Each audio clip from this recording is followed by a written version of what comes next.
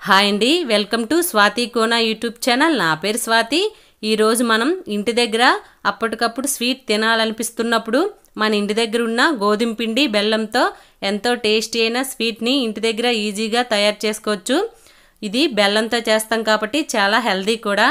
ఇంటి దగ్గర ఎలా తయారు చేయాలో చూద్దాం. దీనికోసం ఒక పావు గ్లాసు గోధుమ పిండి తీసుకున్నాను. అందులోనే ఒక చిటికెడు ఉప్పు యాడ్ చేయాలి. ఇందులోనే మనకి స్వీటు గుల్లగా రావడం కోసం డాల్డా కానీ నెయ్యి కానీ యాడ్ చేయాలి. దాంతోపాటు కొద్దిగా నీళ్ళు కూడా యాడ్ చేసి మనం రెగ్యులర్గా చేసుకునే చపాతీ ముద్దలా కలుపుకోవాలి. దీన్ని ఒక 10 నిమిషాలు మూత పెట్టి పక్కన ఉంచాలి. ఎక్కువ టైం వద్దు, పులిసిపోతుంది. 10 నిమిషాలు సరిపోద్ది. చూసారా, 10 నిమిషాల తర్వాత ఇంత సాఫ్ట్గా ఉండాలి. అప్పుడే మనకి గుల్లగా వస్తాయి. దీన్ని 2 పెద్ద పెద్ద ముద్దలుగా చేసి మనం చపాతీని చేసుకోవాలి. చపాతీ పల్చగా చేసుకోవాలి. ఇలా చపాతీ చేశాక మనం వీడియోలో చూపించినట్లు ఫోల్డ్ చేసుకోవాలి. ఇలా లేయర్లుగా నీట్గా ఫోల్డ్ చేసుకోవాలి. ఒకసారి మీరు కూడా ఇంటి దగ్గర ట్రై చేయండి. చాలా టేస్ట్గా ఉంటుంది. పిల్లలు బాగా లైక్ చేస్తారు. ఈ ఎడ్జ్లు కట్ చేసి మధ్యలో ఇలా వీడియోలో చూపించినట్లు చిన్న చిన్న ముక్కలుగా కట్ చేసుకోవాలి. అప్పుడే లోపలికి ఈ బెల్లం పాకం వెళ్ళి జ్యూసీగా చాలా టేస్ట్గా ఉంటుంది. పిల్లలు కూడా కొత్తగా ఉంది, వెరైటీగా అని బాగా లైక్ చేస్తారు. ఇలా కట్ చేసినవన్నీ ఈ ప్లేట్లోకి యాడ్ చేయాలి. ఇలా ఒకసారి వేసినా పర్వాలేదు, ఒకదానికొకటి అంటుకోవు. ఒకవేళ అంటుకున్నా నూనెలో వేయగానే విడిపోతాయి. చూసారా, మిగిలిన ముద్దను కూడా ఇలా నీట్గా కట్ చేసుకోవాలి.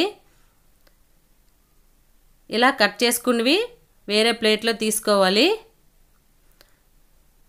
పిల్లలకి చాలా ఇష్టంగా తినే ఈ స్వీటు 5 మినిట్స్లో ఈజీగా చేసేయచ్చు. కళాయిని ఇలా స్టవ్ మీద పెట్టి అందులో నూనె పోసుకోవాలి. ఇలా నూనె వేసాక ముందుగా మనం కట్ చేసి ఉంచుకున్న ముక్కలు కూడా 1 బై 1 యాడ్ చేయాలి. చెప్పే కదా, 1-2 కలిసిపోయినా పర్వాలేదు, నూనెలో వేయగానే విడిపోతాయి. ఇలా వేసి ఇవి బాగా బ్రౌన్ కలర్ వచ్చే వరకు వేగించాలి. అప్పుడే పాకంలో వేసాక మంచి కలర్ వస్తుంది. మీడియం ఫ్లేమ్లో ఉంచుకోవాలి.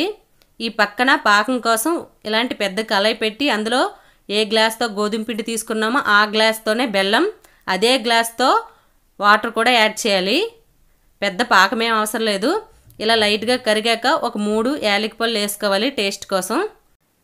వీడియోలో చూపించినట్లు ఇలా బ్రౌన్ కలర్ వచ్చాక వేరే ప్లేట్లోకి యాడ్ చేసుకోవాలి. ఇంటి దగ్గర మీరు కూడా ఒకసారి ట్రై చేయండి.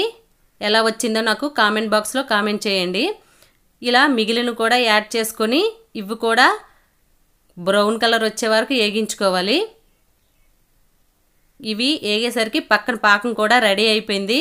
పాకం అంటే మరీ పాకం ఏం అవసరం లేదండి, జస్ట్ లైట్గా చూసారా, ఇలా వీడియోలో చూపించినట్లు ఇలా జస్ట్ స్టిక్ అయితే సరిపోతుంది.